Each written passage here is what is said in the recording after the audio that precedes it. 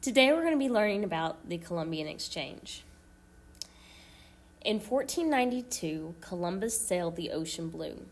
Columbus traveled back and forth from Europe to the Americas after first landing in the Bahamas. On these expeditions, he brought goods to and from the countries.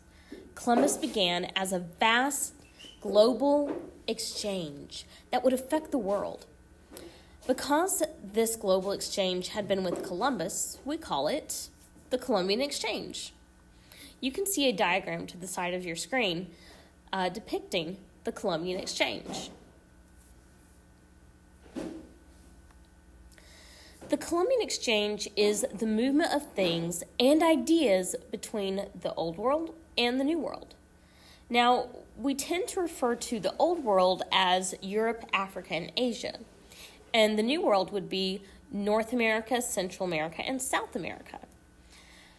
North America, Central America, and South America sent things to Europe such as squash, sweet potatoes, avocados, peppers, pumpkins, and many other things they had never seen before.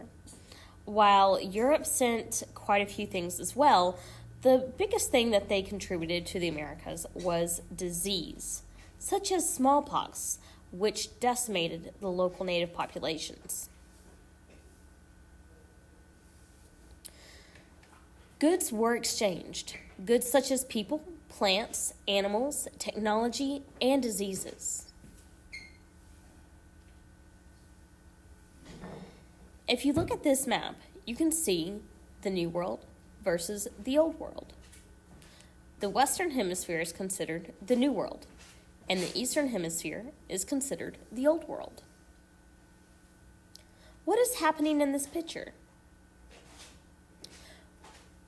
Where do your favorite foods listed here come from?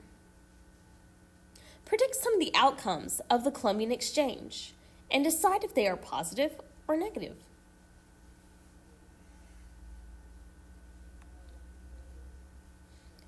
From the Old World, Europe gave wheat, onions, apples, carrots, horses, cattle, diseases, grapes, chicken, goats, sheep, and pigs. That's right. Native Americans did not have horses until the Europeans introduced them. Africa sent radishes, watermelon, coffee, ivory, and slaves. Asia sent rice, sugarcane, mangoes, spices, and other citrus fruits.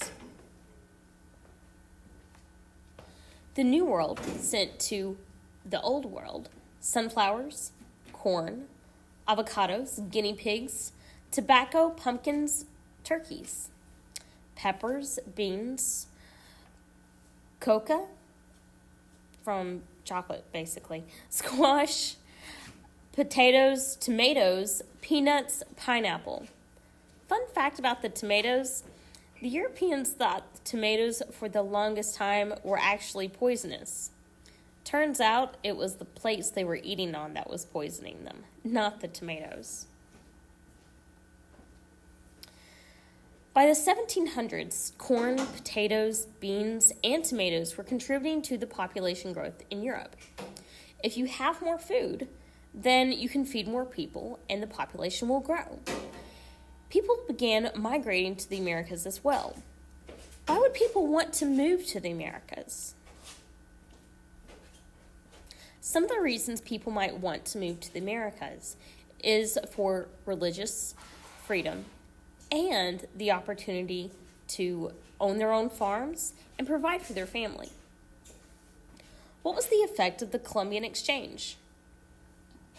Both hemispheres were introduced to new foods and animals that changed entire societies. Potatoes and corn became major food sources for Europeans, allowing populations to increase greatly.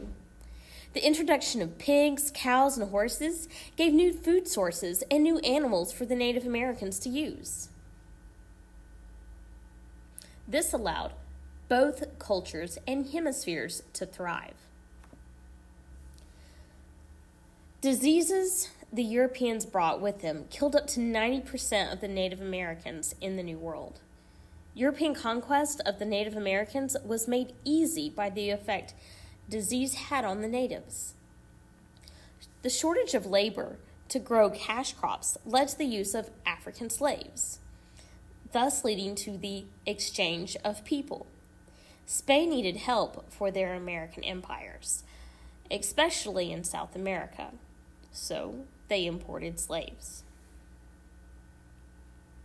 Here's a little food for thought. Before the Colombian Exchange, there were no oranges in Florida, no bananas in Ecuador, no paprika in Hungary, no tomatoes in Italy, no pineapples in Hawaii, no cattle in Texas, no chili peppers in Thailand and India, no cigarettes in France, and no chocolate in Switzerland. I'm not sure I could ever imagine Switzerland without chocolate or Hawaii without pineapples. Could you?